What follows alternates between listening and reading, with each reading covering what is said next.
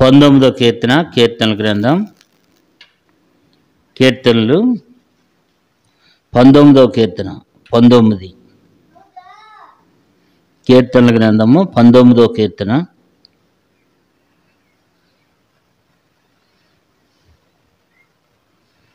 19వ కీర్తన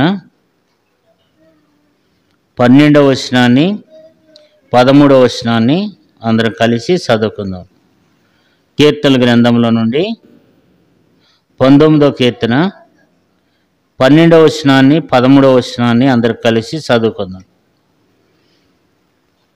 తన పొరపాటులను కనుగొనగలవాడెవడు? నేను రహస్యముగా చేసిన తప్పులు క్షమించి నన్ను నిర్దోషినిగా తీర్చుము. దురభిమాన పాపంలో పడకుండా నీ సేవకు జ్ఞాపము, వాటిని నన్ను ఏలనీకము. అప్పుడు నేను యథార్థవంతుడినై అధిక ద్రోహం చేయకుండా నిందారహితుడినగుదును. దేవుడు ఈ మాటల ద్వారా మనతో మాట్లాడి సహాయం చేయనుగాక. కీర్తనకారుడు దావీదు చేసేటువంటి ప్రార్థన. దావీదు ఈ 19వ కీర్తనలో ఏమని ప్రార్థన చేస్తూ వస్తున్నాడంటే, తన పొరపాటులు కనుగొనగలవాడెవడు? నేను రహస్యంగా చేసిన తప్పులు క్షమించి నన్ను నిర్దోషినిగా తీర్చుము అని ఇక్కడ కీర్తనకారుడు దావీదు అంటూ ఉన్నాడు అన్నమాట. అంటే తన పొరపాటులను కనుగొనగలవాడు. మన పొరపాటులను మనం కనుగొనాలన్నమాట.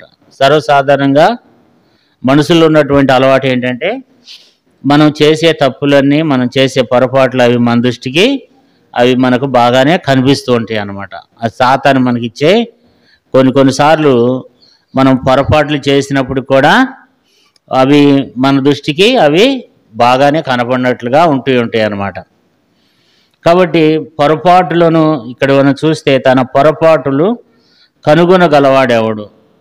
అందరూ తన పొరపాట్లను కనుగొనరు అనమాట. వాళ్ళు ఏం తప్పు చేస్తున్నారో, వాళ్ళు ఎక్కడ తప్పిపోయినారో, మరి దేవుని ఎక్కడ మరి దుఃఖపడుతూ వస్తున్నామో, దేవుని ఎక్కడ బాధపరుస్తూ వస్తున్నామో అనేది అందరూ ఆ పొరపాట్లను కనుగొనరు. కానీ కొంతమంది మాత్రమే ఏం చేస్తారు, ఆ పొరపాట్లను కనుగొంటారన్నమాట.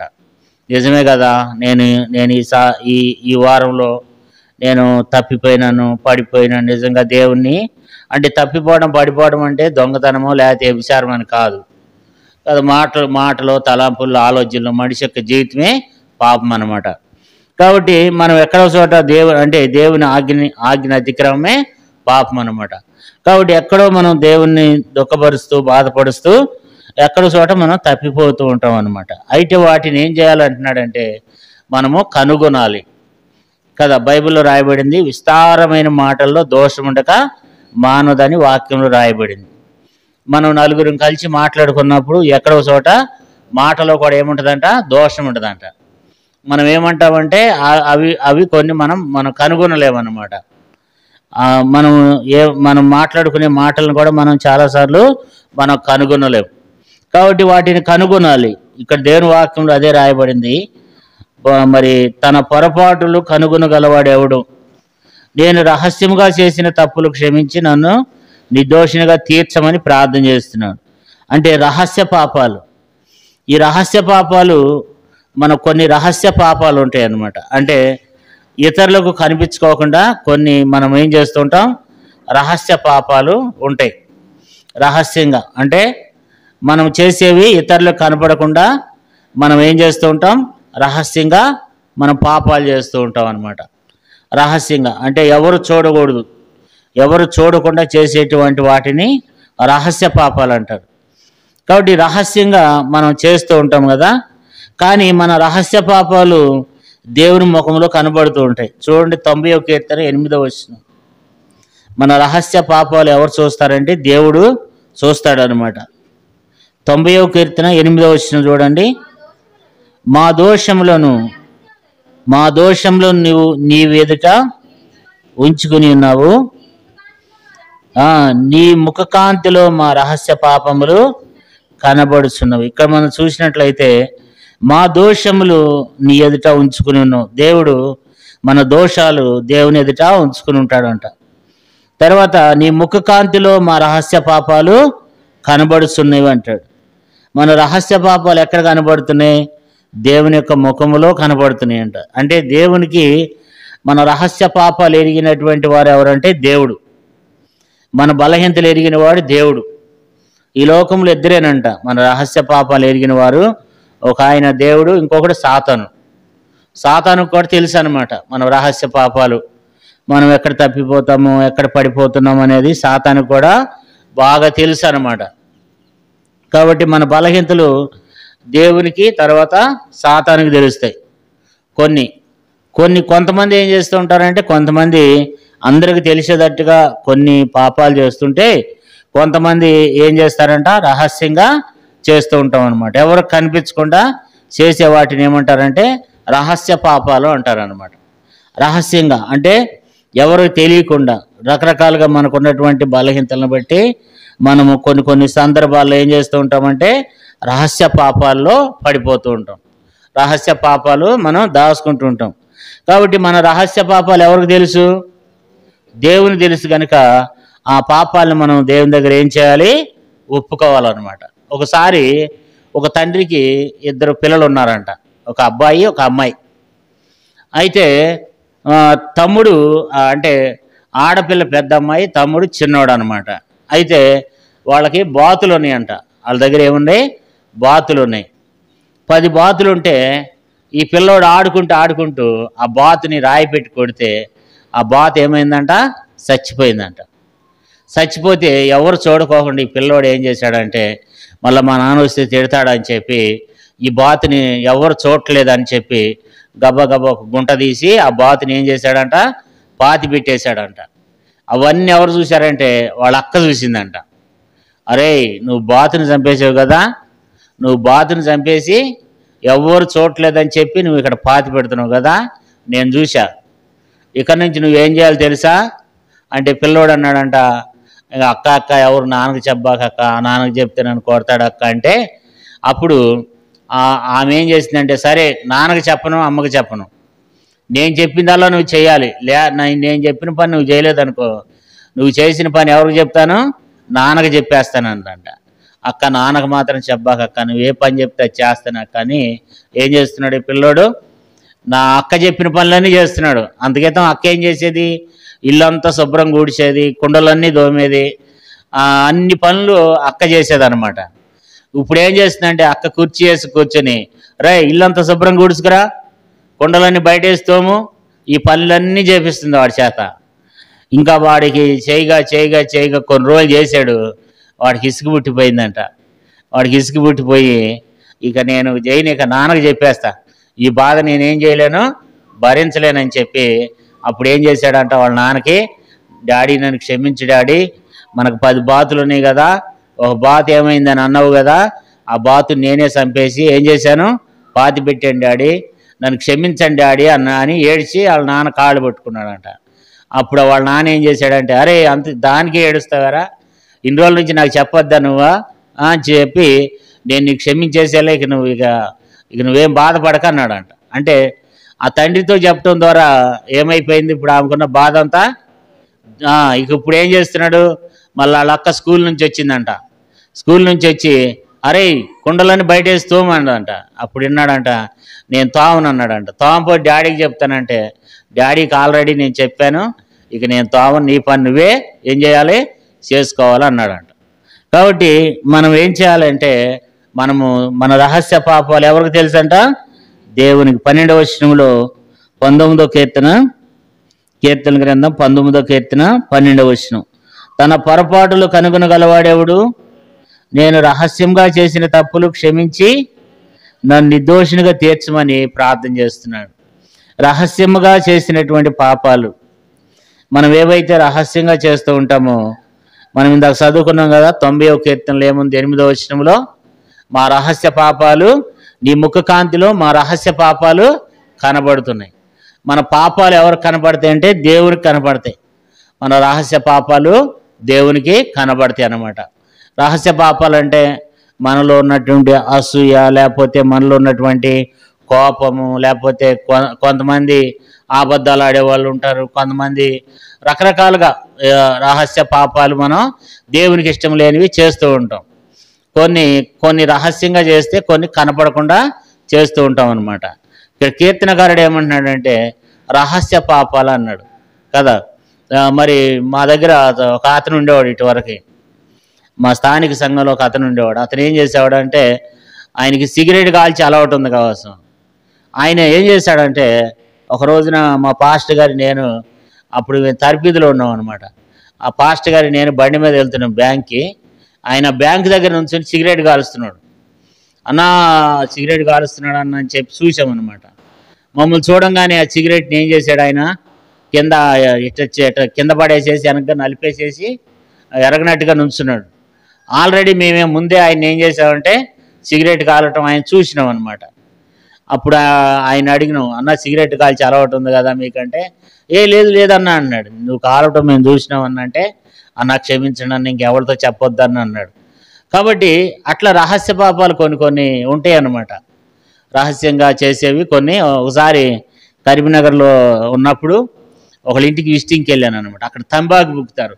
తంబాకు అంటే పొగాకు పొడి ఉంటుంది కదా, దాన్ని ఆడవాళ్ళు ఏం చేస్తారంటే ఆడవాళ్ళు కానీ మగవాళ్ళు కానీ ఆ పొగాకు పొడియాన్ని తింటారనమాట. ఒకళ్ళ ఇంటికి వెళ్ళాను అనమాట. ఒకళ్ళ ఇంటికి వెళ్తే ఆ అక్క ఉందన్నమాట. అక్క ఇంటే అక్క ప్రైజ్లాడు అన్న అంటే క్షడనకి వెళ్ళాను అనమాట. ఆ అక్క నోటి నుండి ఏముంది, ఈ పొగాకు పొడి ఉంది, దాని తంబాకు అంటారు తెలంగాణలో. ఈ పొగాకు నోటి నిండి ఉందన్నమాట. ఆ ప్రైజ్లాడు అంటే అనుకోకుండానే ఇట్లా అంటుంది. ఏమైంది అక్క చెప్పు అంటే నోటి నిండా తంబాకు నవ్వులుతూ ఉందన్నమాట. ఏంటక్క ఏంటి మాట్లాడట్లేదు, ఏంటక్క ఎట్లున్నారు ఏంటి అని అంటే ఆమె మాట్లాడట్లేదు. తీరా ఏమైంది అక్క అని అంటే ఇక అప్పుడు ఆమె చెప్పింది, అన్న మీ ముందు చెప్పబడడం ఎందుకు, నాకు ఈ యొక్క ఆకు మింగి అలవాటు, ఈ పొగాకు నవ్వులే అలవాటు ఉందన్న. తంబాకు అంటే తంబాకు బుక్కుతామంట, తినేదాన్ని బుక్కుతామంటారు అక్కడ. తంబాకు బుక్కి అలవాటు నాకు ఉందన్న చెప్పింది.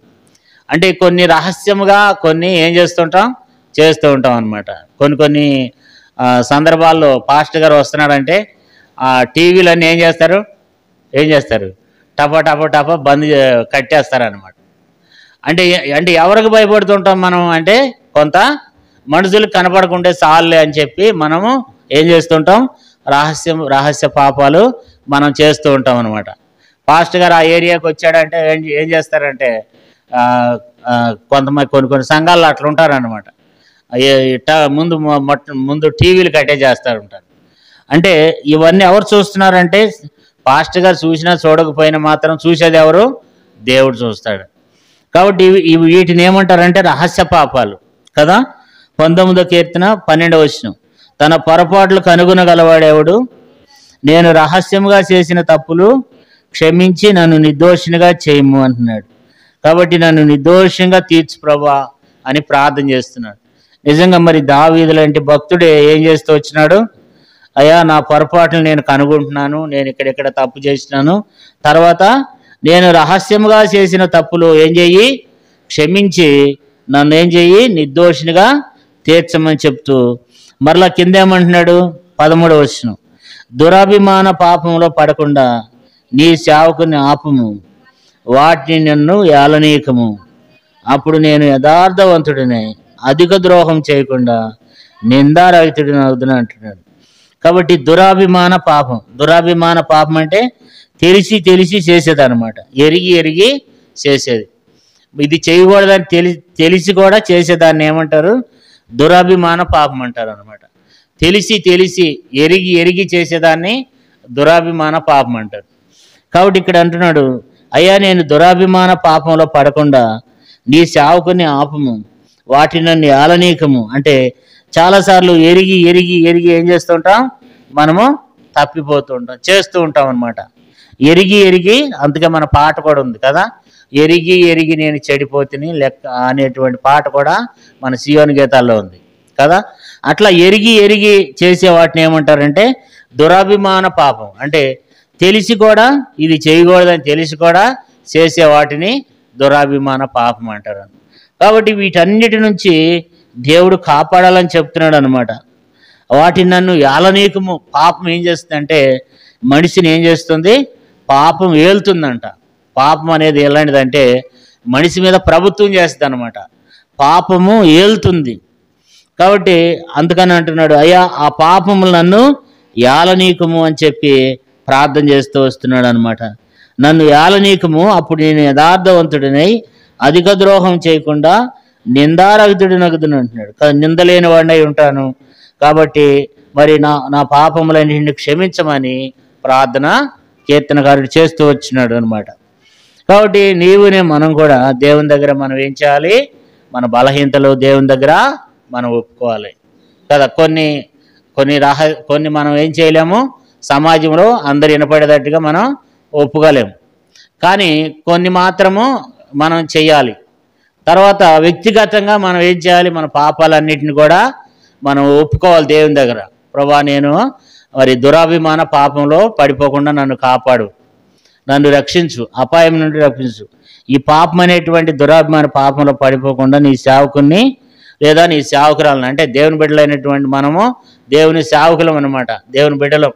కాబట్టి మనం ప్రార్థన చేయాలి. ప్రార్థన చేసి, దేవా మీ దాసుని నన్ను లేదా మిమ్మల్ని మీరే ఏం చేయాలి?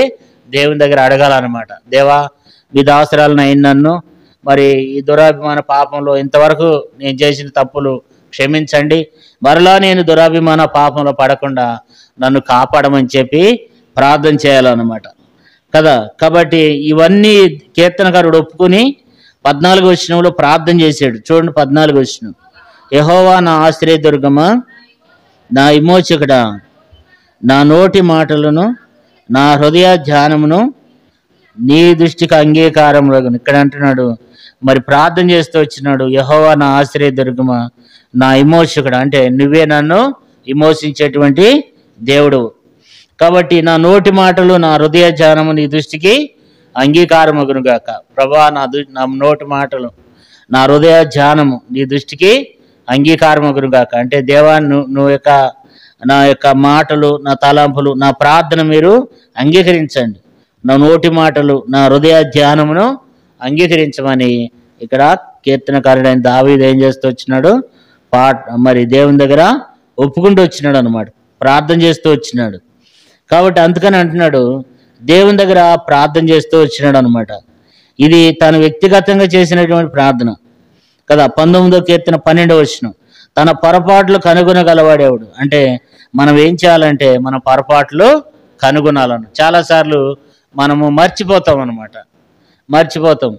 అందుకే భక్ష్యంగంకులు అయితే ఏ రోజుకి ఆ రోజు ఏం చేసేవాడంట, మరి ఈరోజు అంతట్లో ప్రభా నేను అక్కడ తప్పిపోయినాను, ఇక్కడ తప్పిపోయినాను, ఈరోజు వాళ్ళతో నేను తప్పుగా మాట్లాడాను, ఇట్లా ఒప్పుకునేవాడంట. లేకపోతే ఏమవుతామంటే కొన్ని మనం ఈరోజు చేసిన పాపాలన్నీ ఈరోజే మనం ఒప్పుకోవాలనేవాడు భక్ష్యంగంకులు. మర్చిపోతాం కదా. ఒక 10 రోజులు ఆగినాం అనుకోండి, మనం చేసినవన్నీ మరలా మర్చిపోతాం. అందుకే ఏ రోజుకి ఆ రోజు ఏం చేయాలి? మనం యేసుక్రీస్తు ప్రభువారి యొక్క రక్తంతో మన పాపాలను మనం కడుక్కొని ఏం చేయాలి? శుద్ధీకరించుకోవాలన్నమాట. మనకు ఎవరి రక్తం ఉంది? యేసు రక్తం ఉంది కదా.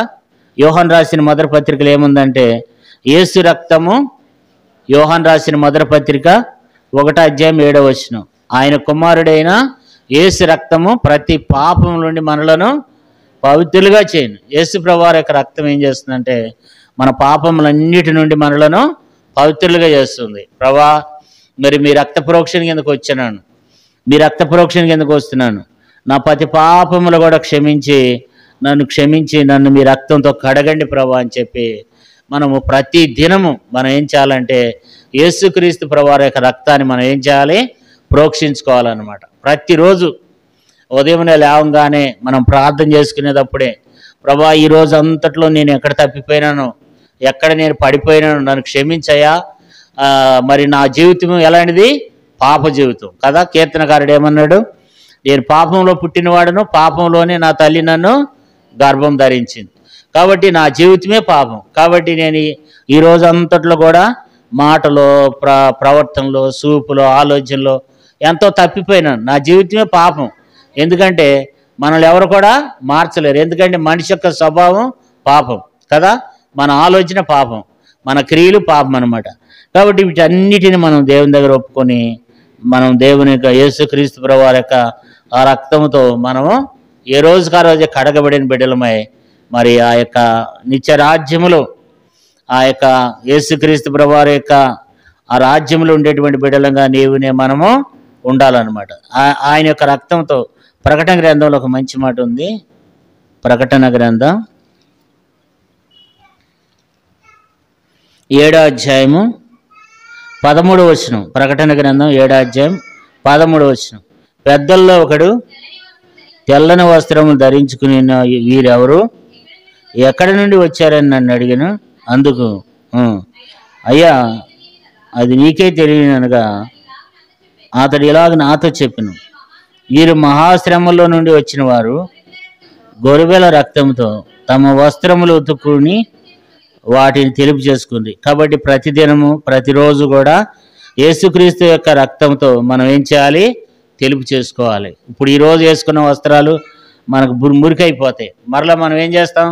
మరలా సబ్బు వేసి మరలా సర్పేసి మనం మన వస్త్రాలని శుభ్రపరచుకుంటాం. అట్లాగే యేసుక్రీస్తు ప్రభువారి యొక్క శిలువ రక్తాన్ని మనం ప్రతిరోజు తీసుకోవాలి. ఆయన రక్తంతో మనం ఏం కావాలా? మన యొక్క వస్త్రాలు, మన తప్పులన్నీ కూడా ఆయన యొక్క రక్తంతో మనం ఏం చేయాలి? కడిగి వేసుకుని శుద్ధీకరించుకుని మరి ఆ రీతిగా మనం ఉన్నప్పుడు ఆ పాపాలన్నీ క్షమించబడితే, మన తప్పులన్నీ క్షమించబడితే మనం నీతిమంతులుగా తీర్చబడి మరి మనం ప్రార్థన చేసినప్పుడు దేవుడు మన ప్రార్థన వింటాడు. మన ప్రార్థనకు దేవుడు ప్రతిఫలము దేవుడు అనుగ్రహిస్తాడు అన్నమాట కదా. ఈ రీతిగా మనం దేవుని సన్నిధిలో మరి కీర్తనకారుడు 19వ కీర్తన 12వ వచనంలో ఏ రీతిగా అయితే ప్రార్థన చేస్తూ వచ్చినాడో, నేను చేసిన రహస్య పాపములు క్షమించి నన్ను నిర్దోషినిగా తీర్చమని ప్రార్థన చేశాడు.